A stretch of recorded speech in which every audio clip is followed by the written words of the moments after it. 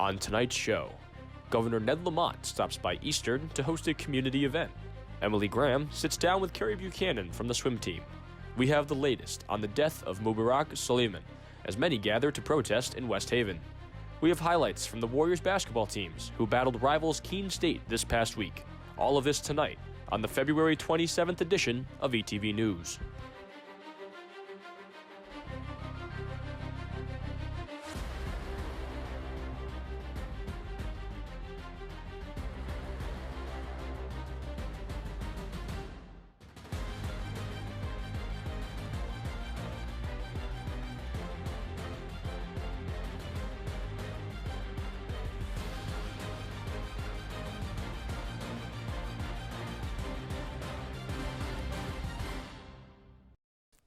Good evening, everyone. I'm Connor O'Malley. And I'm Emily Graham, in for Julia Florence. We have breaking news coming in that all Connecticut state colleges and universities are immediately suspending travel to foreign countries out of concern of the coronavirus. The announcement to the CSCU community says that any students who are currently traveling in China, South Korea, Iran, Italy, and Japan should return as soon as possible. The report goes on to say that colleges are working with CSCU staff to develop plans to prepare for the possible need to cancel all in-person classes on campuses. CSCU President Mark Ojakian urges university leaders to come up with a plan in the event that dorms must be closed temporarily, with the possibility of classes being converted to a fully online format. Governor Ned Lamont traveled to Eastern's campus last night, hosting a community conversation on workplace development initiatives. About 100 people gathered in the Student Center Theater to listen to the panel discussion moderated by Lieutenant Governor Susan Bysewicz. The panel featured members of the governor's cabinet who spoke about how his administration is working to grow Connecticut's workforce and how he is working with schools like Eastern to get more students prepared for the job market. People in attendance felt that the event was great to host on campus to get more college students involved in the political process. Members fielded questions on a number of topics, including the issue of climate change and religious exemptions to vaccines. Eastern's art gallery is currently presenting Creating Dangerously, Art and Revolution. The project is based on New York Times bestseller, The Immigrant Artist at Work. It examines the role of the artist in the turbulent history of Haiti. Coordinator of the gallery and museum services, Emily Hadlin, writes that expedition emphasizes the resilience of the Haitian people and their commitment to the culture. This gallery is open to view until March 12, 2020. This past Saturday, Eastern's Public Relations Student Society of America Club attended the PRSSA's Boston District Conference at Boston University. The event was full of professionals in the public relations field in hopes to learn more about public relations, what the field entails, and how to become successful in the current job market. Keynote speakers and educational session presenters touched on different aspects, such as crisis management, reputation control, social media strategies, and creativity. With the rise of the coronavirus, many are worried that it could spread across the nation. But in spite of its danger, the flu can be seen as a much bigger problem. Maggie Shaws takes a look. Viruses such as the flu and corona have been causing public concern worldwide. Although the coronavirus has recently entered the United States, the Center for Disease Control and Prevention has stated that corona is not yet a threat for U.S. citizens, unlike the flu, which has already infected 19 million Americans. Every year, about 1 in 4 college students is diagnosed with the flu, according to National Public Radio. Since the beginning of this semester, we're seeing approximately 40 students a day with some kind of upper respiratory, rather be it bronchitis, sinusitis, ear infections, and the flu. Dr. Brennan suggests that students should stay in the comforts of their home until symptoms wear off. Senior Katrina Wheeler and Griffin Luzick avoid catching illness by. I usually wash my hands a lot, eat really healthy, and try to get as much sleep as I can. The most important thing I've been doing is eating healthy and making sure I'm eating nutrients and stuff like that, and also cleaning my sheets very often. Even with taking proper precautions, being in close living quarters, shared restrooms, and engaging in social activities can spread illness. Unfortunately, all of the students are kind of huddled together all day. So trying not to transmit it to other students is the most difficult thing. I'd say most of the students want to be really good students and go to class, and getting them not to go to class is probably the most difficult thing because they don't want their professors to think that they're skipping out. Yesterday we announced more than $100 million in assistance to China and the countries that are affected by that virus. Along with the flu outbreak, coronavirus has been a concern to Americans, as the death toll has risen to 2,600 confirmed cases around the globe. But here at Eastern, students can feel secure knowing that the virus has a very, very low risk for us here. As a matter of fact, the flu is really much more dangerous. Like if we had to consider threats, the common flu that we see here, the influenza, is much more dangerous. With the media coverage on the coronavirus being so prominent, it can cause worry, but student Fiorella Bicali doesn't seem bothered by the virus. The coronavirus doesn't scare me because I feel like there's like every few years there's like these pandemics that like just like apparently take over the whole world, but in reality I don't think you should be scared. Like the government is doing a good job at containing it in China, so there's no reason to be scared right now. Illness can't always be prevented, but you can greatly reduce the chances of infection by getting your flu shot, washing your hands often, and keeping a distance from peers who appear to be sick. It was recommended that any student or staff member who is starting to have symptoms of flu should stay at home until the fever is gone for at least 24 hours. This was Maggie Shaws reporting for ETV News. When we come back, we have another edition of ETV News One-on-One as Carrie Buchanan of Eastern Swim Team stopped by. We'll be right back.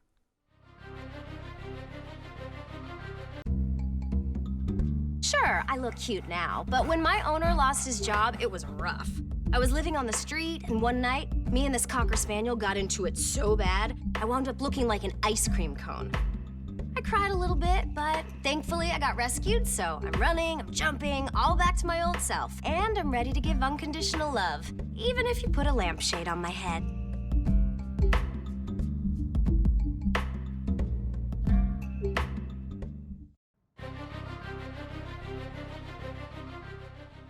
Earlier this week, I sat down with Carrie Buchanan from Eastern Women's Swim Team in this week's edition of ETV News One-on-One. Take a look. Welcome to another edition of ETV News One-on-One. I'm Emily Graham. Joining me here today is Carrie Buchanan, an Eastern junior who swam her personal best times and placed high in the 3 events at last weekend's New England Intercollegiate Swimming and Diving Championship. Carrie, thank you for joining me. Thank you for having me. How did you get into competitive swimming? It all kind of started when I was about 5 years old, when I realized that it was something that I really wanted to go into. I started with like the Mommy and Me swim classes when I was younger, and I was basically in the water like ever since then. So it's definitely a big passion of mine. So when did you know you wanted to swim at a collegiate level? It was around my freshman year in high school. I saw the seniors that were graduating, and they explained to me that they were going to swim at a higher level. And I started getting into watching more swimming online and looking at swim meets and looking at teams that were in the state and out of state. And when I saw what they were doing and how well I was doing in high school, I wondered, well, what could I do if I went higher, and how fast would I go? So that was basically the start of it all for me. So you were a 3-time finalist for both the 500, 1,000, and 1,650-yard freestyle, beating your personal best times. What motivates you to push ahead of the competition?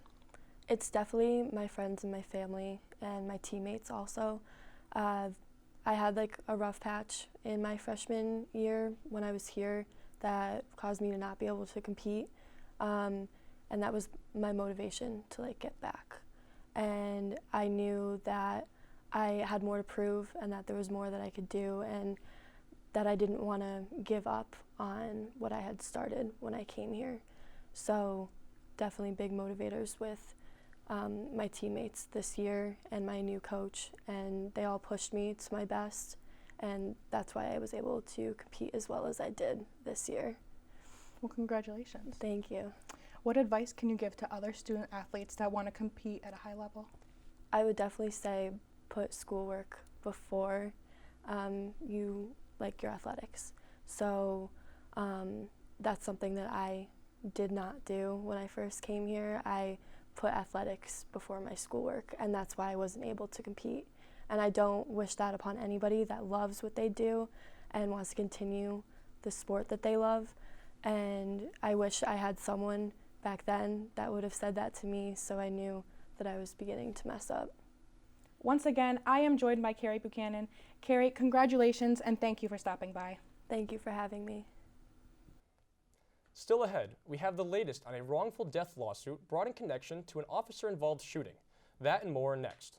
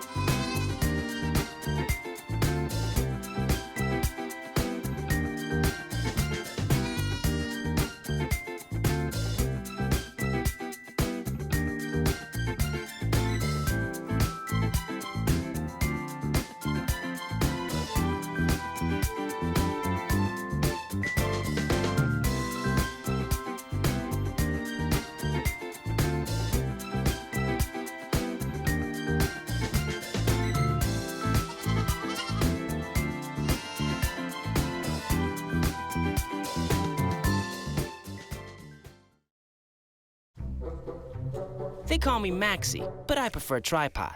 I was your above-average four-legged homie, and then wham, bam, minivan. Some people pity me. Now that's lame. I still run, fetch, and swim.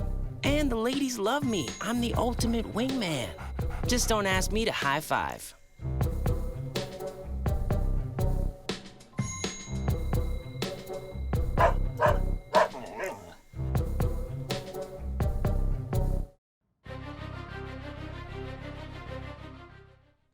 Thanks for staying with us. I'm Connor O'Malley. Protesters marched in the streets of West Haven, Connecticut Friday. They want officials to fire the state trooper who shot 19-year-old Mubarak Suleiman after he reportedly carjacked a vehicle last month. Suleiman hit two police cruisers and a civilian vehicle while leading officers on a high-speed chase in a stolen car. Police eventually stopped him and fired into the car when the stun gun they used was ineffective, and Suleiman produced a knife. His family's attorney filed a wrongful death lawsuit against the organization that oversees Connecticut State Police. The family filed a similar claim seeking unspecified monetary damages against the town of West Haven. Suleiman's mother says he had been diagnosed with schizophrenia.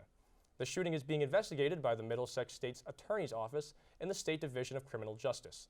The trooper involved is on administrative leave. A former Texas tennis coach will spend time behind bars for his role in a college admissions scandal. Michael Center was sentenced Monday to 6 months in prison for accepting $100,000 in bribes. Center used to coach at the University of Texas at Austin. Court documents say he conspired to get a student admitted to the university in 2015 as a tennis player, even though the student did not play tennis competitively. Center pleaded guilty to conspiracy to commit fraud last April. He admitted to conspiring with Rick Singer, the same college admissions mastering involved in scams to Lori Laughlin and Felicity Huffman's kids into school, along with serving time in prison. Center will also have to forfeit $60,000 and serve a year of supervised release. A lawyer who worked with the late Fotis Dulos pleaded not guilty last Thursday to conspiracy to commit murder. The charges against Kent Mawhinney are in connection to the death of Dulos' missing, estranged wife, Jennifer Farber Dulos. The mother of 5 vanished last May. Fotis Dulos died by suicide while awaiting trial in connection to his wife's murder.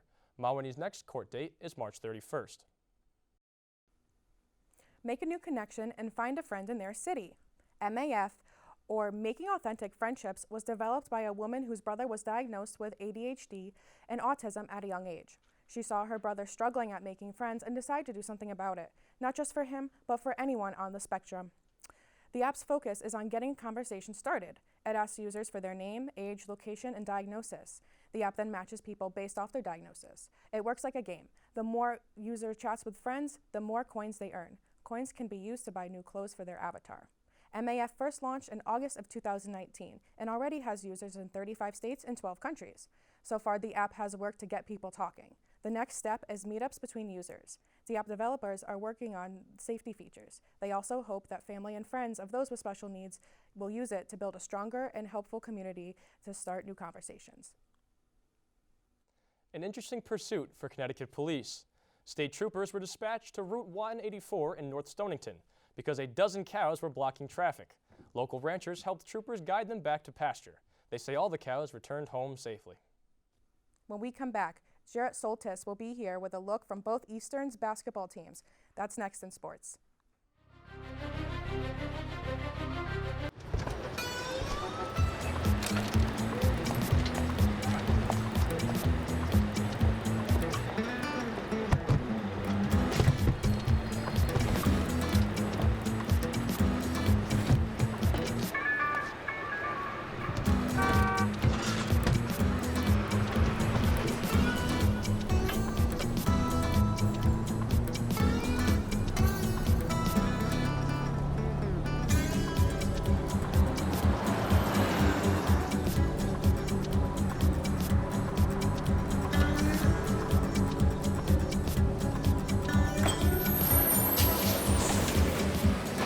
It's a short ride from your neighborhood to your naturehood.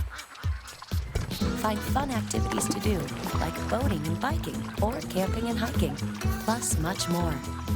To find a neighborhood park or green space near you, visit discovertheforest.org. They call me Prince like I'm royalty or something. But the places I've lived ain't no palaces. So I don't need grilled salmon or a new scratching post. Just give me a cardboard box and a can of tuna and we're good.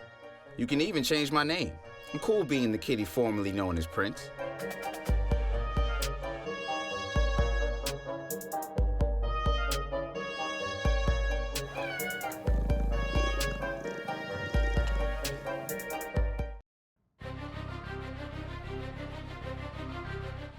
Welcome back, everybody. I'm Connor O'Malley. And I'm Emily Graham. ETV Sports' Jarrett Soltis is here with highlights from both men's and women's basketball games against their rivals, Keene State.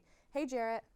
Connor and Emily, thanks. The regular season wrapped up last week for the men's and women's basketball teams. They both welcomed in conference rival Keene State. Let's first start things off with a look at the men's team as they played host to Keene with big playoff implications on the line. Of course, you see Sharon Fowler and Jake Colligan. They were ready to take on their rival Keene, and it was senior night in the Geisler Gymnasium to honor the three outgoing seniors. And of course, Keene, they're looking for their first regular season win at Eastern since January 24th, 2011. And of course, Eastern, they need a win if they want to advance to Little East Conference tournament play.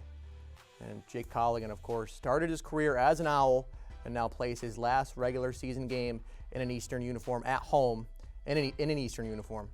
And of course, it was a crowd of well over 1,000 people in the Geisler Gymnasium for a big rivalry matchup. And the freshman, Nick Redden, he showed up big in this rivalry matchup as he's going to hit a straight-on three there for the Owls. But then just the next possession, here's Colligan. He's going to step up to the free throw line. He's going to hit it, hoop plus the foul. And you see number 2 in white, primed and ready to try to take down his old school. And then there's Redden once again, hits another straight-on three. He was a big part of this Keene attack in the first half. And another left wing three as Seth Thomas closes, but with little space, Redden's able to knock that one down once again. Then Eastern, they were trying to not go away in this first half. In semi-transition here, here's Thomas. He's going to leave one off for Colligan as he hits a deep three in transition as Colligan had himself a big first half with 15 points. So we'll take another look at that one. Thomas looking like he might want to drive, pulls up. Franklin with a late close on Colligan, and we all know you can't close late on Jake Colligan, number 2 in white. We were writing him checks all year long. Now going into the second half, this is where Keene really started to flex their muscles offensively. Jarek Sechon, he's going to drive right, then spin back middle, place a little floater over Thomas, closes. Sechon had himself a big day and was the catalyst of this offense. Then just a little while later, here's another three right in front of the Eastern fan section. He's going to let them know that he's loving his time here in the Geisler Gymnasium. And there's Thomas. He had himself a big second half after having a quiet first half, only had 2 points in the first half, but then had 17 in the second half. Off this missed free throw, he's able to get his own miss, kicks it out to Muckle. Muckle's going to step back and try a three, and he gets it. So Eastern Connecticut, they would cut the lead down to 8 with just 14 minutes left in this contest. And then, of course, with a 10-point lead now for Keene, here's Thomas. He's going to drive right, leads back down to 8 once again. But then Keene, they had an answer for just about everything. Here's Sechon. They're not able to cover him. He's able to get a nice floater to go over Rakesh Tibby. As Sechon had himself a big day. He'd finish with 20 points, and of course, Eastern would lose this one. It would be the first time they'd missed the Little East Conference tournament in program history. Somber look there from Muckle and Colligan as they know their season is just about over. Of course, Eastern would go on to lose this game by a score of 74-60. Jarek Sechon with 20 points, 2 rebounds and 4 assists, and Seth Thomas with 19 points and 9 rebounds. The women's team was also in action as they look to lock up a share of the Little East Conference regular season championship with a win. So let's jump right into the action. There you see Eastern Connecticut State women's basketball, the #1 seed in the Little East Conference, coming into play last Wednesday against Keene. And Keene, they had a big game on their hands as well, as they were trying to fight for the last spot in Little East Conference playoffs. Early on, it's what we've seen all year long. It's Anna Berry kissing at home with the left hand. She'd have herself a big day. She was Little East Conference Player of the Week once again this year. But then Keene was staying in this game early on rather impressively. Lily Schleiman, she's going to drive right. She's able to get that one to go. Hoop plus the foul. She go to the free throw line as she was the catalyst of this offense early on for the Owls. But Eastern, they were just too dominant inside, really, as Mariah Dunn over to Sarantino. Nice cut there from Sarantino. She got some good minutes off the bench for head coach Denise Beerley. Then just a little while later, off the inbounds, Danielle O'Brien going to drive left. Get a nice little skip bounce pass over to Anna Berry as she hits the 12-footer. Of course, what more can you say about Anna Berry? She's been doing that all year long. And then here in semi-transition, here's Keckler. She's going to get over to Berry. She's going to kiss one high off the square. All those high percentage shots that Berry's been getting all year long have been foolproof for this Eastern offense.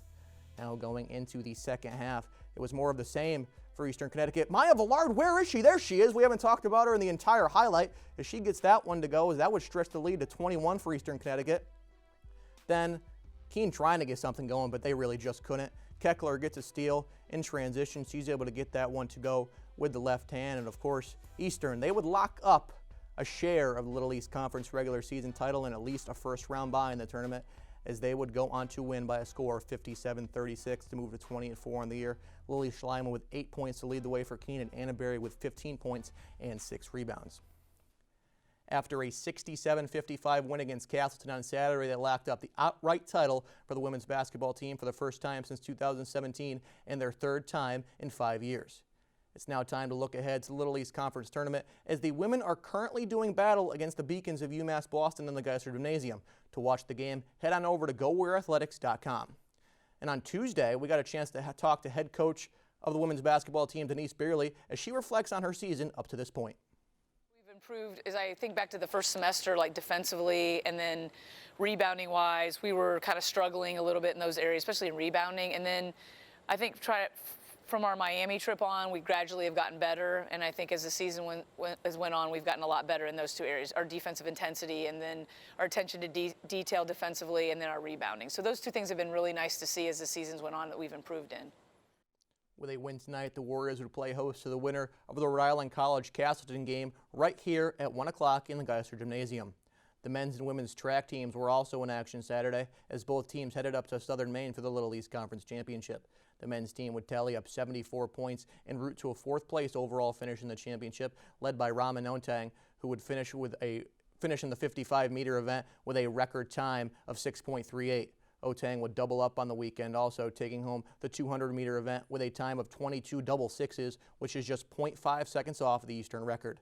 The women's team would also prove to be strong, racking up 104 points, which would put them second at the end of the day Saturday, and which gave them their highest finish in the championship in its 22-year history. Senior Samantha McCoskey was part of two three-peats on the weekend, as she won the mile event for the 3rd straight year and was the anchor of the 4x800 relay, which would give Eastern its 3rd straight title in that event. Both teams will be competing in the New England Division III Championships this weekend. That's all for this week in Eastern sports. Connor, Emily. Well, that's it for this edition of ETV News. Be sure to follow us on all of our social media platforms and subscribe to our YouTube channel. For Director Caroline Smith and all of the ETV News staffs, I'm Emily Graham. And I'm Connor O'Malley. Thank you so much for watching. We'll see you next week, Eastern.